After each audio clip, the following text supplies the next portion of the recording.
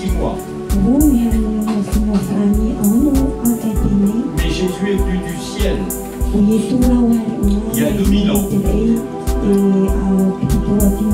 pour avoir rendez-vous avec vous. Prépare-toi à la rencontre de ton Dieu. Jésus a dit: je suis le chemin, la vérité et la vie. Nul ne vient au Père que par moi. Quiconque croit en lui reçoit en son nom le pardon des péchés.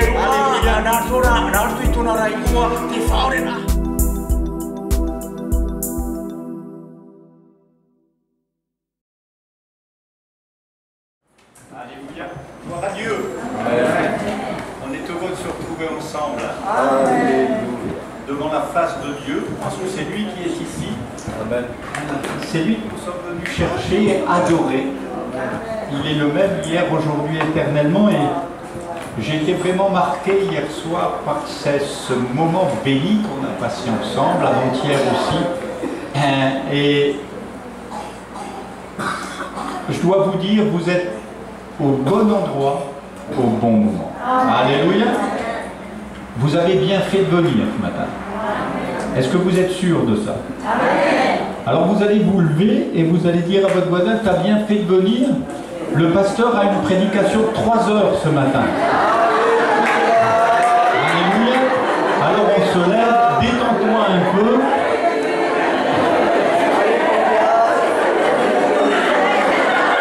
J'espère que vous avez pris le mât Tahiti ce matin. Hein?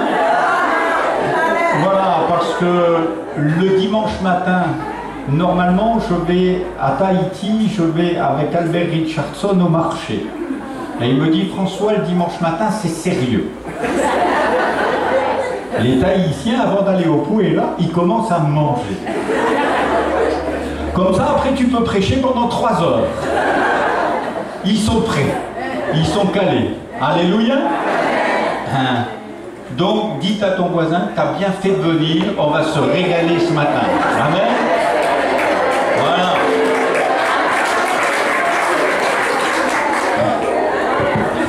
Parce que la parole, c'est comme un dessert dans nos vies. Amen. C'est quelque chose de bon. J'ouvre la Bible avec vous dans l'évangile de Jean. Je suis revenu, j'ai été conduit dans cet évangile du ciel parce que je crois que Jésus revient bientôt et qu'il faut que les églises soient prêtes à aller au ciel. Vous avez de plus en plus des belles maisons, des belles voitures, des jolies femmes, des beaux enfants. Et tu peux dire à ton voisin: tu vas tout laisser là. Hein. Vous allez tout laisser là. Parce que Jésus est parti vous préparer une place. Alors vous attachez pas trop hein, à ce beau 4x4. Hein. Parce qu'un jour il sera sur le parking et vous serez parti. Et vous laisserez même les clés, vous savez même pas qui va s'en servir. Hein. Parce que même les clés ne partiront pas au ciel. Hein. Alors je sais pas comment ça va se faire, mais vous n'aurez plus besoin de clés, puisque vous serez transportés dans le royaume de son amour. Et ce matin, j'ai été conduit dans cet évangile parce qu'il faut vous préparer pour le ciel. Amen. C'est la meilleure des destinations. Moi, je repars bientôt à Tahiti. Je suis pas content, j'aime pas Tahiti. Je préfère Wainé. Hein. Mais je dois quand même passer par là avant d'aller au ciel. Alléluia. Et on bénit Dieu pour toutes ces choses. Jean chapitre 6, versets 1 à 15. On va parler d'un miracle, mais je voudrais partager avec vous quelque chose que vous connaissez bien, du plus petit jusqu'au plus grand. C'est quelque chose que vous connaissez, on va le découvrir ensemble. Jean chapitre 6. Après cela, Jésus s'en alla de l'autre côté de la mer de Galilée, à Wainé en fait. Hein. Une grande foule le suivait, parce qu'elle voyait les miracles qu'il opérait sur les malades. Jésus monta sur la montagne, et là, il s'assit avec ses disciples. Or, la Pâque était proche, la fête des Juifs. Ayant levé les yeux et voyant une grande foule venait à lui, Jésus dit à Philippe: « Où achèterons-nous des pains pour que ces gens aient à manger ?» Il disait cela pour l'éprouver, car il savait ce qu'il allait faire. Philippe lui répondit, les pains qu'on aurait pour 200 deniers ne suffiraient pas pour que chacun en reçût un peu. Un de ses disciples, André, frère de Simon-Pierre, lui dit, il y a ici un jeune garçon qui a 5 pains d'orge et 2 poissons. Mais qu'est-ce que cela pour tant de gens? Jésus dit, faites-les asseoir. Il y avait dans ce lieu beaucoup d'herbes. Ils s'assirent donc, au nombre d'environ 5000 hommes. Jésus prit les pains, rendit grâce et les distribua à ceux qui étaient assis. Il leur donna de même des poissons, autant qu'ils en voulurent. Lorsqu'ils furent rassasiés, il dit à ses disciples, ramassez les morceaux qui restent, afin que rien ne se perde. Ils les ramassèrent donc, et ils remplirent 12 paniers, avec les morceaux qui restèrent, des 5 pains d'orge, après que tous eurent mangé. Ces gens, ayant vu le miracle que Jésus avait fait, disaient, celui-ci est vraiment le prophète qui doit venir dans le monde. Et Jésus, sachant qu'ils allaient venir l'enlever pour le faire roi, se retira de nouveau sur la montagne, lui seul. Amen. Alléluia. En préparant les choses cette nuit, parce que j'avais plusieurs choses dans la tête, et cette nuit, Dieu m'a ramené, vous savez, comme Dieu sait nous réveiller et parler à nos cœurs et nous préparer à vivre dans sa présence. Et Dieu m'a ramené à une vision qui me concernait. Et j'ai été papa, je suis grand-père maintenant de 7 petits-enfants, et je suis papa de 5 enfants. Et Dieu m'a ramené à une image, et je revoyais ma femme qui donnait à manger au bébé. Vous savez, quand ils sont tout petits, on donne le sein. Et Dieu me ramenait à cette image, et je me souvenais comment, quelquefois, à 2 h du matin, alors on a envie de dormir, et puis ça se met à chanter. C'est pas le coq, c'est le bébé. Parce que le coq, on peut rester au lit, mais le bébé, non. Enfin, pour les mamans qui allaitent, surtout, alors c'est ma femme qui se levait, elle prenait le bébé, et puis elle commençait à allaiter. Vous savez comment ça se passe? Il pleure, il cherche. Il n'y a personne qui lui a donné des notices au bébé. Hein? Ils n'ont pas de notice. Mais ils trouvent toujours le sein. Hein? Vous voyez un peu comment le Saint-Esprit sait enseigner les enfants. Hein? Hein? Il n'y a pas besoin d'aller à l'école, mais tout de suite il trouve. Et alors une fois qu'il avait trouvé le sein, il commençait à boire le bébé. Et tous ont fait ça.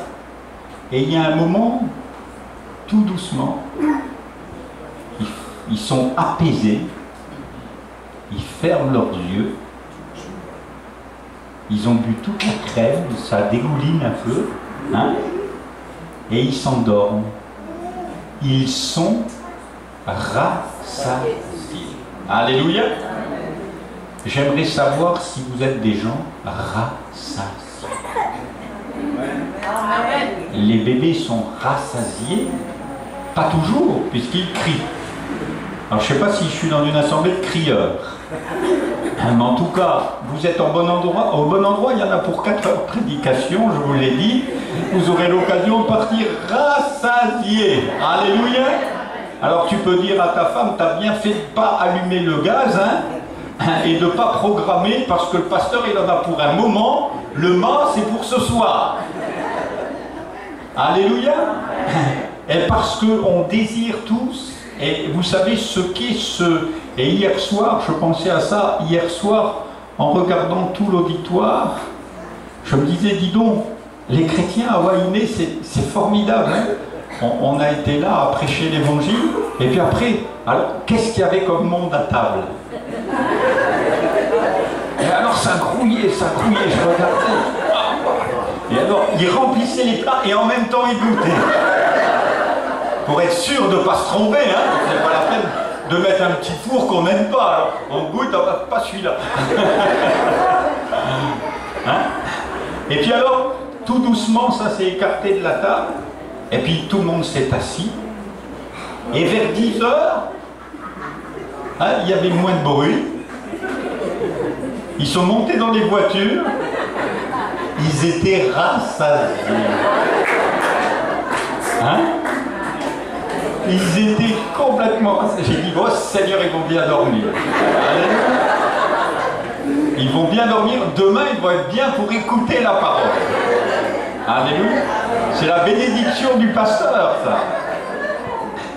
Et bien sûr, Dieu voudrait nous rassasier, et bien sûr, c'est ce qu'il a fait avec ces gens. Ça faisait plusieurs jours qu'ils venaient, qu'ils étaient là, nous dit l'Écriture, dans un autre texte. Et ces gens avaient besoin. Ils étaient un peu comme des bébés qui criaient.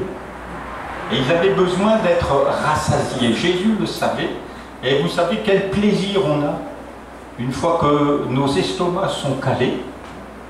D'ailleurs, les psychologues même parlent souvent de ces choses parce que plus le péché va grandissant sur la terre des hommes, plus on ouvre des fast-foods.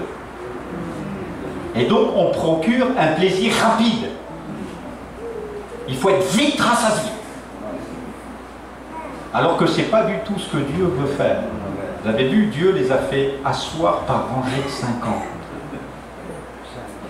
C'est lui qui a dressé la table, c'était de l'herbe verte. Alléluia. Et il les a fait asseoir.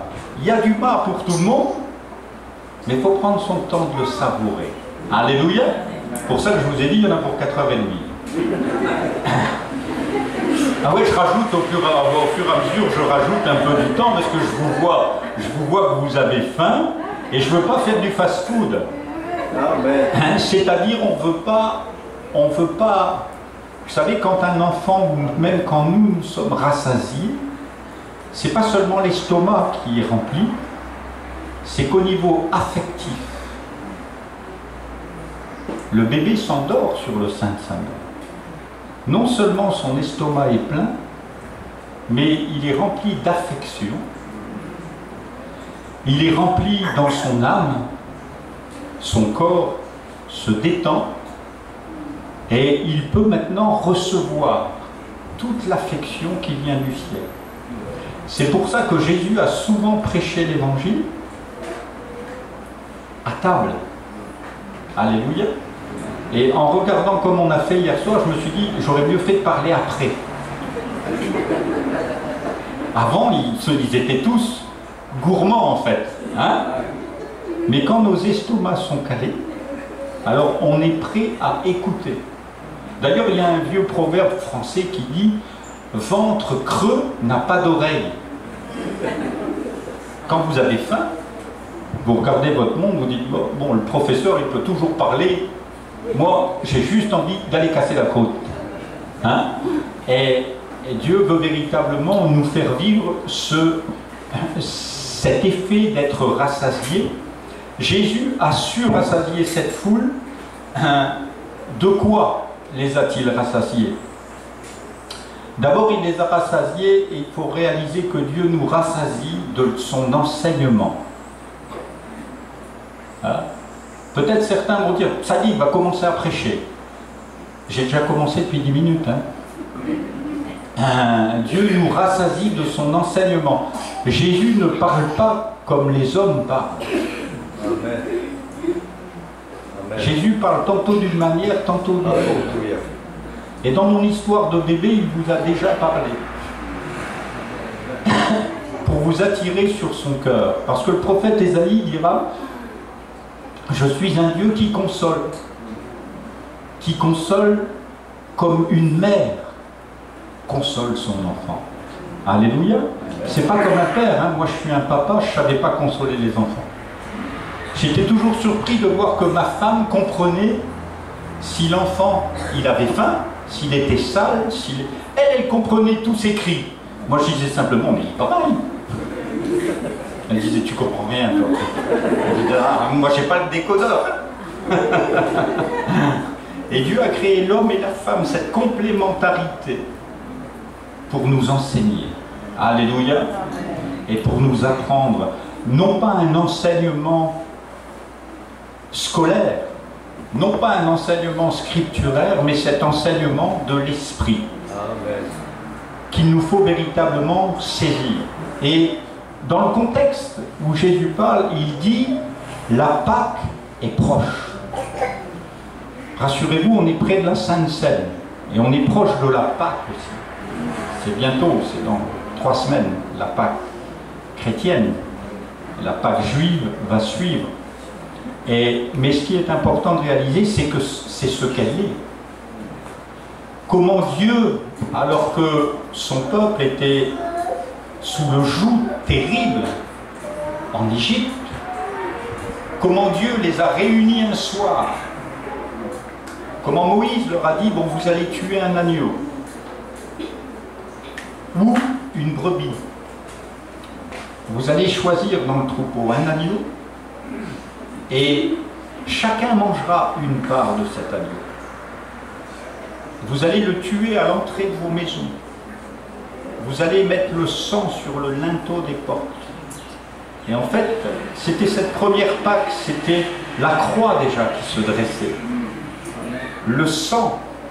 Et la Bible déclare que Dieu, parlant à ce peuple, dira « L'ange exterminateur passera. Et partout où il verra le sang sur le linteau des portes, il n'entrera pas dans cette maison. Par contre, dans cette maison, vous, toute la nuit, vous allez mettre vos manteaux, vous allez vous préparer. » Il y avait plusieurs millions de personnes là. Il y avait des vieillards. Il y avait des femmes prêtes à accoucher. Il y avait dans une population, il y a toutes sortes de cas. Et la Bible nous dit que ce soir-là, ils ont mangé la Pâque. À la hâte. Et qu'ils ont tous été rassasiés. Et que dès le lendemain matin, les femmes, les enfants, les vieillards, tous se sont mis en marche. Amen. J'aimerais qu'après cette sainte scène, vous puissiez tous vous mettre en marche. Alléluia. Et vivre comme des hommes et des femmes rassasiés de l'enseignement de Jésus. Parce qu'en fait, ce peuple, Dieu l'a porté. Et Dieu voudrait vous porter, voudrait nous porter. Alléluia. Tant il est vrai que nous sommes comme des enfants, nous savons à peine marcher. À peine marcher. On fait 4 pas et on trébuche. Et Dieu, eh bien, alors que la Pâque se prépare, Jésus va enseigner ce repas extraordinaire. Il va rassasier toute cette foule. Parce qu'il est celui qui, dans son enseignement journalier, aux papas, aux mamans, aux enfants, aux petits, aux grands, va les conduire, non pas dans une vie d'insatisfaction permanente, parce que je rencontre de plus en plus de jeunes qui me disent bah, j'ai le vieux portable, j'en voudrais un nouveau, et puis mon ordinateur c'est le vieux, j'en veux, et puis ma voiture j'en veux une plus belle, et puis ma maison j'en ai qu'une, j'en voudrais une deuxième. Tu vas tout laisser là? Est-ce que tu sais être rassasié de ce que Dieu te donne? Alléluia. De la vie que Dieu te donne. Alléluia. Jésus disait, si vous connaissiez le don, chaque jour ici, moi je vais dans ce lagon là, en face de chez vous, je suis surpris de ne pas voir personne, mais je me rassasie. Alléluia. Je me mets sur le dos, je regarde le ciel et j'y saigne. Je suis à nouveau dans du liquide, comme un bébé. Et tu me cueilles dans ta main, et tu me masses dans tes vagues. Mais il n'y a que toi pour faire ça. Êtes-vous prêts à suivre l'enseignement de Jésus? Alléluia. L'enseignement du Saint-Esprit, il vous conduira dans toute la vérité. Et c'est important de réaliser que c'est là que Jésus les a amenés. Vous avez quoi? 5 pains et 2 poissons. Qu'est-ce qu'on a comme Église de Jésus-Christ à offrir à ce monde? Nous n'avons rien. On a le ciel tout entier. Alléluia. Mais qu'est-ce que 5 pains et 2 poissons? Philippe, il dit, mais c'est une histoire de fou ton truc. Tu veux qu'on fasse un grand mât? Il y a 5000 personnes. Alors tu sais ce qu'il faut pour tout ça? Il faut au moins qu'on ait 200 tons, qu'on fasse un trou, qu'on fasse le feu, qu'on prépare tout. Et on en a pour 3-4 jours. Il faut qu'on mette des cochons dans le fond. Je ne sais pas tout ce que vous voulez. Hein? Du tarot, voilà. Ah là là, il en faut des choses pour 5000 personnes. Vous voyez un peu, mesdames, préparer un mat Tahiti pour 5000. Et il n'y a que les hommes, ils ne comptent pas les enfants à cette époque-là. Hein? Préparer le fafarou pour 5000 personnes. Waouh! Quelle odeur! Mais Dieu dit, voilà, vous n'avez rien, 5 pains et 2 poissons. Mais offre-les-moi. Alléluia. Laisse-toi conduire. Et tu vas voir qu'il y aura assez. Pour non seulement que toi tu sois rassasié, mais que les foules entières soient rassasiées.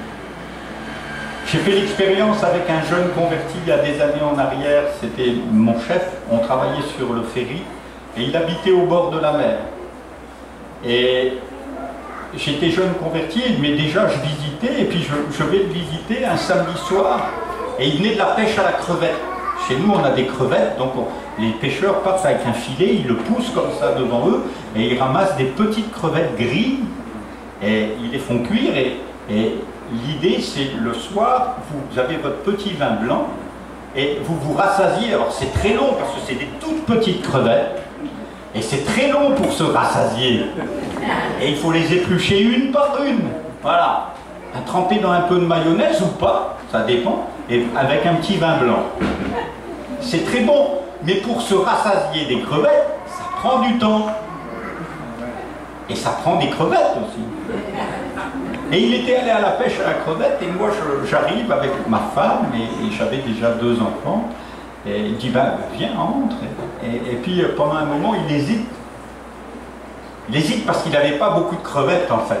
Il m'a expliqué après, il dit, ah, seulement 500 grammes de crevettes, si je l'invite avec sa femme, en plus il sait que j'aime bien. Et il dit, en un clin d'œil, les crevettes, elles sont liquidées. Et puis, mais il avait un grand cœur, et il dit, bon François, tu restes manger avec nous, ce soir c'est des crevettes. Je dis, waouh, on va se régaler. Ben, il dit, il n'y en a pas beaucoup, mais on fera avec. Voilà. Alors il a mis les crevettes sur la table, on a mangé, on a été rassasiés, et il en restait quand on est parti. Alléluia. Je ne sais pas s'il en restait plus ou moins, mais la Bible nous dit que quand Jésus a fini avec ces hommes, il en restait plus que ce qu'il y avait au départ. Alléluia. N'ayez pas peur d'offrir à Dieu ce qu'il vous a offert. Parce que les crevettes du copain, c'était Dieu qui lui avait offert. Alléluia. Et c'est Dieu qui les a multipliées dans nos assiettes. On s'en rendait même pas compte. Et c'est lui, après, en étant embarqué, qui dit, François, j'ai pas compris, hein, quand tu es venu chez moi, j'ai pris les 500 grammes de crevettes, j'ai dit, Seigneur, en 3 minutes, on a fini. Hein. Il dit, on a mangé, on a mangé, on a mangé, on a mangé, et il en est resté. Oui. Quelquefois, on vit le miracle, vous voyez, et on ne le voit même pas. Et Dieu veut véritablement nous conduire dans cet enseignement, l'enseignement du Saint-Esprit. Êtes-vous prêts à cet enseignement-là? Alors, Galates 5, je vais prendre un texte avec vous dans Galates parce que c'est quand même important pour l'Église de Jésus qui fait tant d'efforts. Je vois des chrétiens faire tant d'efforts alors que tout s'obtient par grâce. Alléluia. Les crevettes dont je vous parle sont obtenues par grâce. Les 5 pains et 2 poissons, c'était une grâce qui s'est multipliée. Et si vous faites confiance à l'abondance de la grâce, vous ne manquerez jamais de rien. Galates 5, verset 16, c'est le résumé pour cette première partie. Je dis donc, marchez selon l'esprit et vous n'accomplirez pas les désirs de la chair. C'est le premier verset. Les désirs de la chair, c'est de mettre mes crevettes au frigo. Ou que le petit garçon qui a les 5 pains et 2 poissons dit, bon, 5000 à manger sur mon casse-croûte, je préfère aller dans le parc en face, je vais manger mon casse-croûte et puis les autres se débrouillent. Hein? Mais la vie de l'esprit nous conduit. Marchez selon l'esprit. Et vous n'accomplissez pas les désirs de la chair. Donc c'est véritablement un enseignement en marche. Alléluia. Dieu va vous apprendre la vie avec lui tout en marchant. Et vous allez apprendre en trébuchant. Parce que j'ai la même histoire que les crevettes, avec mon pasteur, cette fois-ci, qui explique, des années plus tôt, il va sur c'est un commercial, il s'arrête sur un beau marché de France, comme il en existait il y a 40 ans, et il voit des poires. Et mon pasteur, il aime beaucoup les poires. En plus, sa femme est à la maison, il dit, je vais acheter les poires, et ma femme, je vais acheter tout un cajot, et ma femme, elle va le mettre dans les bocaux, hein, pour faire de la poire confit. Ça, c'est bon. Ah, hein, on est au Mans, hein. Je vous avais dit que vous allez partir rassasié. Et puis, en route, le Saint-Esprit lui dit, arrête-toi chez un tel. Bon. Ah Seigneur, j'aimerais bien rentrer à la maison, voir ma... Allez, je m'arrête. Il s'arrête, il obéit, et il fait la visite chez un frère et une sœur. Et pendant la visite, le Saint-Esprit lui dit, donne tes poires. Il dit, Seigneur, je vais laisser un billet de 100 balles, mais je ne donne pas mes poires. Seigneur lui rappelle à plusieurs reprises, donne les poires. Ah, c'est des belles poires, hein, Seigneur, tu sais que j'aime les poires. Je vais laisser un billet, je comprends, les gens ils ont des besoins, je vais laisser. Et il laisse un billet. Et il m'explique, le soir il arrive à la maison, il prend les poires, toutes pourries. Toutes. Il n'en a pas gardé une seule, il n'en a même pas goûté une seule. Elles avaient fondu dans la voiture, vous voyez. Et il dit, tu vois, ce jour-là, j'ai appris. L'important, ce n'est pas la perte des poires, c'est que vous avez appris l'obéissance par les choses que vous avez souffert. Et oui, il a souffert. Je vous fais souffrir, le Mans, il faut attendre. Il a souffert, il a perdu ses poires. Vous voyez un peu? Si on savait comment Dieu souffre pour une âme, on serait prêt à donner nos poires et quelquefois même nos bagnoles. Hein? Parce que Jésus, c'est sa vie qu'il a donnée. Hein? Et ce qui est important de réaliser, c'est qu'il veut nous rassasier d'enseignement. Mais pas de cet enseignement, vous savez qu'il y a une connaissance qui enfle. J'ai été pasteur pendant des années, et puis il y a un moment, alors je faisais beaucoup d'études. Il y a un frère qui est venu me voir, il a dit, ben, maintenant tu es bien sur l'estrade, on dirait un coq. Tu as des plumes qui poussent. Eh ben, je lui ai dit merci. Et j'ai arraché les plumes. Parce que j'en ai rien à faire des plumes. Alléluia. J'en ai rien à faire de paraître. Et ce frère-là, il m'a enseigné. Parce qu'il n'a pas dit méchamment. Mais il a dit une vérité, de manière à ce que je revienne marcher dans les traces de l'Esprit. Alléluia. Alors c'est important. Et on continue sur ce texte de Galates 5 pour bien vous éclairer et vous montrer. Au verset 19, or les œuvres de la chair sont manifestes. Vous voyez, c'est les œuvres de la chair. Vous faites une œuvre, vous achetez des poires et vous vivez une œuvre de la chair. Et regardez, un petit peu plus loin, il y a écrit « mais ». Verset 22, « mais le fruit de l'esprit ». Vous voyez la différence? Il y a les œuvres de la chair. Oh, moi, je vais courir à l'église, il faut arroser les plantes, il faut, voilà. Ah, il faut mettre, il faut... Et il y a le fruit de l'esprit. Alléluia. Les œuvres, qu'est-ce qu'on suit? Hein? Le fruit, vous avez vu un bananier souffrir pour faire un régime? Ça pousse tout seul. Alléluia. Ça pousse à la vitesse de l'esprit. Si vous voyez la fleur, vous devrez attendre, je ne sais pas, 3 mois, 4 mois pour manger une banane. Mais vous allez manger une banane. Si vous suez beaucoup sur la moquette là, vous n'allez jamais rien manger. Parce que la moquette, elle est en plastique. Là. Vous voyez? Les œuvres de la chair. Soit vous marchez selon la chair, et bien sûr, et j'entre pas dans tout le texte qui est derrière, parce que là, c'est pas 4 heures, c'est 8 heures qu'il nous faut. Vous êtes d'accord? Alléluia, donc tant pis, on rentre dedans. Donc le mort, c'est que pour demain matin, là. Donc les œuvres de la chair, c'est beaucoup de travail. Et ça mène à l'impudicité, à l'impureté, au désordre, à beaucoup de désordre, parce que la chair, elle est opposée à l'esprit. La chair, elle dit, tu achètes des poires et tu vas les donner à ta femme, elle va devoir faire des conserves, elle va devoir travailler, elle va devoir suer, et toi tu vas les manger l'année prochaine. Mais le fruit de l'esprit, tu le manges tout de suite. Alléluia. Et il pousse en permanence. Alors là, on pourrait parler du livre de l'Apocalypse, où il est question d'un arbre qui fleurit en permanence, où il est question d'un arbre qui renouvelle ses fruits chaque mois. Alléluia. C'est pas comme les manguiers, là, on n'a plus rien à... Hein?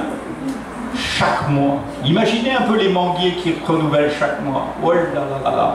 On serait devenus des mangues. Tellement on en mangerait. Hein? Le fruit de l'esprit, c'est la paix, parce que ça pousse tout seul. Le fruit de l'esprit, c'est l'amour, parce que ça vient de Dieu. C'est inimitable. Vous ne pouvez pas imiter l'amour. Dieu est amour, il est inimitable. Il est le seul à donner les leçons d'amour. Hein. Quelquefois, on est venu me voir en disant « Pasteur, je vais t'apprendre ». Mais les vraies leçons d'amour, c'est Dieu qui les donne. Et la Bible dit, vous avez vous-même appris de Dieu à vous aimer les uns les autres. Alléluia. Donc, quand il y a une sœur insupportable à côté de vous, ben, dites-lui merci ma chérie, parce que Dieu m'apprend à t'aimer. Alléluia. Alors vous pouvez dire à votre épouse, merci ma chérie, Dieu m'apprend à t'aimer. Dites-lui un peu, ça lui fera plaisir. Elle va venir jusqu'au prochain. Et vous aurez un mat Tahiti ce soir extraordinaire. Elle va vous tomber dans les bras. Le fruit de l'esprit, c'est l'amour, la paix. Ça pousse tout seul, il n'y a pas besoin de tirer dessus. C'est pas comme les œuvres. On essaie d'avoir des pensées pures, mais on est obsédité en nous-mêmes. Alors on force, et il n'y a rien qui vient. Mais le fruit de l'esprit, il pousse tout seul. La paix, la joie. Alléluia. On est dans un culte joyeux ce matin. Amen. Vous savez que la joie, c'est comme un repas. Hein. Allez, on rajoute 1 heure en plus. Hein. Souvent ma femme, elle disait, bah, écoute, fais-les rire avant de manger. Comme ça, ils mangeront moins. Parce qu'un cœur joyeux est un bon remède. Alléluia. Et c'est ce que Dieu veut nous donner, c'est un enseignement. Non pas un enseignement des hommes, mais l'enseignement de l'Esprit. Je vous en supplie, laissez-vous conduire par le Saint-Esprit. Dans cette île, on va vous sentir arriver. Comme la vanille qui pousse, on dira, tiens celui-là, ça sent bon. Alléluia. Mais ça pousse tout seul. Alléluia.